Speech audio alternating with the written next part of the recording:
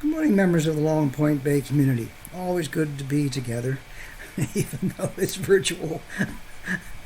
Um, I want to continue with that Ruth Naomi reading.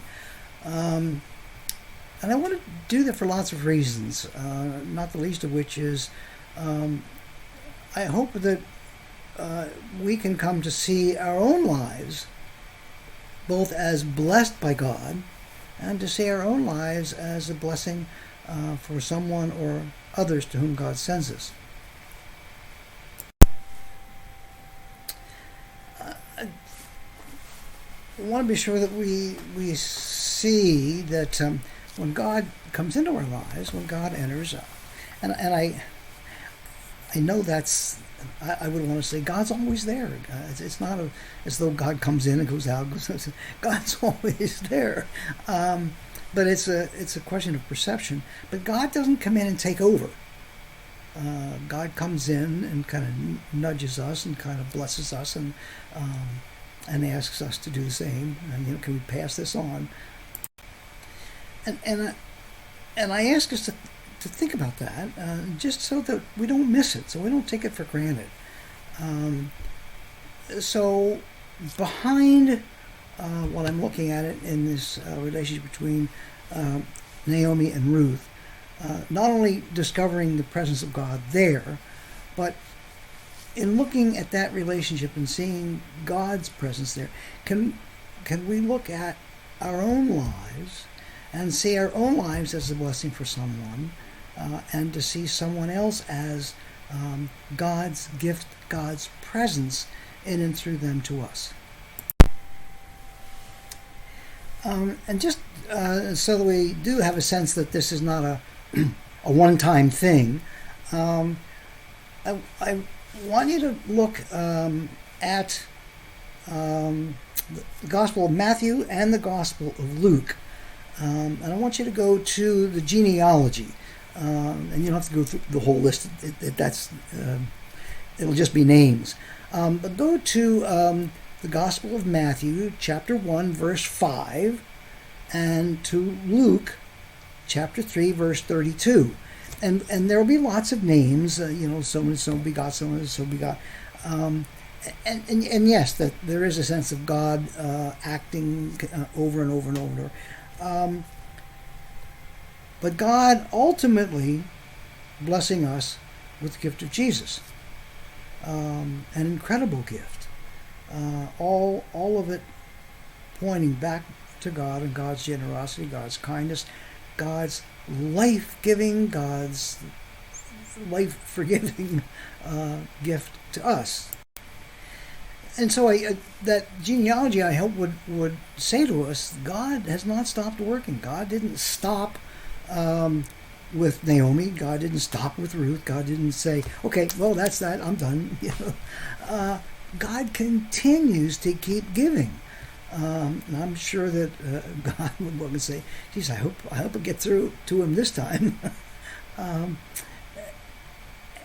it's a question of, you see what you look for.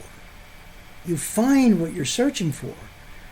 So my hope is in doing what I'm doing with this Ruth-Naomi relationship, that it can help us to see God doing the same thing in our lives that God has done in the lives of Ruth and Naomi. And if you look often enough, long enough, hard enough, and I've been around long enough to do this, you get a sense that God doesn't come in and take over. God doesn't give us a gift and then say, okay, I'm done. That should do it. God just keeps giving, keeps loving, keeps caring, and hopes that not only will we see the gift, but also understand the hope that our response might be in some way to become part of that process, to become part of the gift that God gives. And so the question becomes not only who is God's gift to me, to whom can I say, That's the presence of God in my life.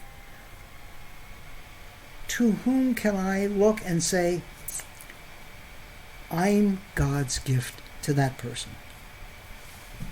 That's probably a little tougher to do. It's easier to find somebody who has gifted us than say, I'm a gift to you. But it's no less true. It's no less true. If God sends all kinds of ordinary folks to us who are really blessings, God will send us to somebody else. It just helps if we can sometimes see it and recognize that God can even use people like you and me to bless somebody else's life and make them better. So the places that I want you to have a look, just to see that ongoing process, is the genealogies in Matthew and Luke. So it's Matthew chapter 1, verse 5, and Luke chapter 3, verse 32. So Matthew 1:5, Luke 3:32, and not just those lines, but it's a genealogy. So God's gift, God gave, God gave, God gave, God gave, and just on down the line. And at the end of it, after you've done those, don't stop there, because God didn't stop. Be able to ask yourself the question, where am I in that process? To whom has God sent me as a blessing? Or maybe a little easier to start with is, who has God blessed my life with?